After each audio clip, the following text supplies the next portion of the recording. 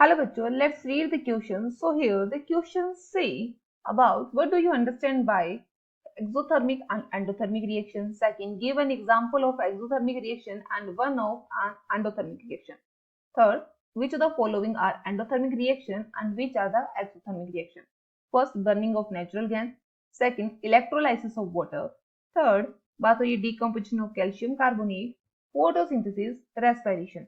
तो ये हम किसी भी फॉर्म में ले लें, आगे पीछे कैसे भी। चलिए बात करते हैं सबसे पहले की कंसेप्ट पर। तो यहाँ पर की कंसेप्ट क्या दे रखा है?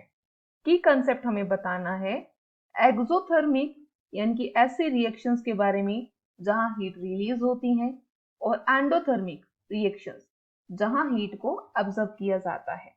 तो एक्सोथर्मिक एंड एंडोथर्मिक रिएक्शन पे बात करेंगे। सो फर्स्ट ऑफ ऑल हमारे एक क्वेश्चन में बात करते हैं कि एक्सोथर्मिक रिएक्शंस कैसी होती हैं।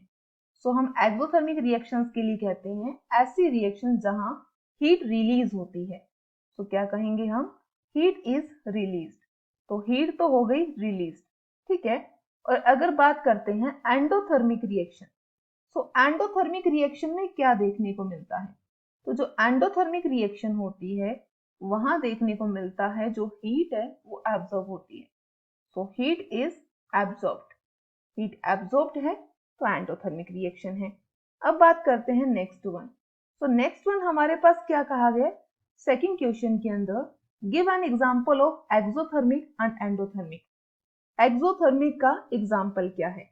तो एक्सोथर्मिक में हीट रिलीज होगी तो कार्बन सॉलिड फॉर्म में, ऑक्सीजन गैस की फॉर्म में रिएक्ट करते हैं तो बनता है CO2 प्लस हीट रिलीज होती है। हीट रिलीज यानी कि एक्सोथर्मिक है, तो हमने शॉर्ट में एक्सो राइट किया। यहां हम राइट कर देते हैं एंडोथर्मिक। तो एंडोथर्मिक में क्या होगा? एंडोथर्मिक में अगर हम देखेंगे तो हमने क्या देखा, N2 नाइट्रोजन गैस है, ऑक्सीजन गैस के साथ रिएक्ट कर रही है, प्लस हीट को यूज करके वो क्या बनाती है, नाइट्रोजन ऑक्साइड बनाती है गैस की फॉर्म में। तो ये हो गया हमारा एक्सो और एंडोथर्मिक। अब बात करते हैं नेक्स्ट वन के लिए। सो नेक्स्ट वन क्या है? नेक्स्ट वन हमारे पास कहा गया है कि कौन सी ऐसी एक्सोथर्मिक है और कौन सी ऐसी है जो एंडोथर्मिक है। एक्सोथर्मिक रिएक्शंस अगर बात करते हैं जहां पर हीट रिलीज होती है तो वो कौन सी है? तो जहां हीट रिलीज होती है वहां हम बात करेंगे बर्निंग ऑफ नेचुरल गैस, कि जो नेचुरल गैस बर्न हो रही है। सो बर्निंग ऑफ नेचुरल गैस है।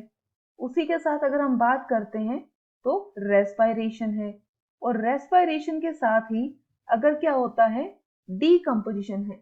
तो let me correct this about respiration. Okay, तो अगर बात हो कि रेस्पायरेशन की, बात हो एक्सोथर्मिक की, तो हम क्या कहते हैं, हीट रिलीज होगा, बर्निंग ऑफ नेचुरल गैस। उसी के साथ हमने कह दिया रेस्पायरेशन एंड डीकम्पोजिशन, क्योंकि अगर डीकम्पोजिशन होगा तो यानी कि हीट रिलीज होगी। So decomposition of calcium carbonate. Okay, so decomposition of calcium carbonate CaCO3। ये सब तो हुई एक्सोथर्मिक। अब हम किसकी बात करेंगे? अब हम बात करेंगे एंडोथर्मिक के बारे में। सो फोर्थ पॉइंट या जो हमारा डी पॉइंट है वो क्या है? वो है हमारा इसी के अंदर एंडोथर्मिक के बारे में। So this one is about endothermic. So endothermic reaction कौन सी है? एंडोथर्मिक जहां पर हीट यूज होती है, एब्जॉर्ब की जाती है। तो वहां आती है फोटोसिंथेसिस, और उसी के साथ क्या होता है, बर्निंग ऑफ नेचुरल, इसी के साथ हम नेक्स्ट वन जो राइट करते हैं कि जहां इलेक्ट्रोलाइट्स का रोल देखते हैं। तो हमारा जो सेकंड आंसर होगा वो आंसर क्या है? तो सेकंड आंसर है हमारा इलेक्ट्रोलाइसिस ऑफ वाटर, क्योंकि यहाँ हमें पहले हीट यूज करनी पड़ेगी तभी वाटर का ब्रेकडाउन होगा। So electrolysis of water. So I hope you understand it well. Best of luck. Thank you.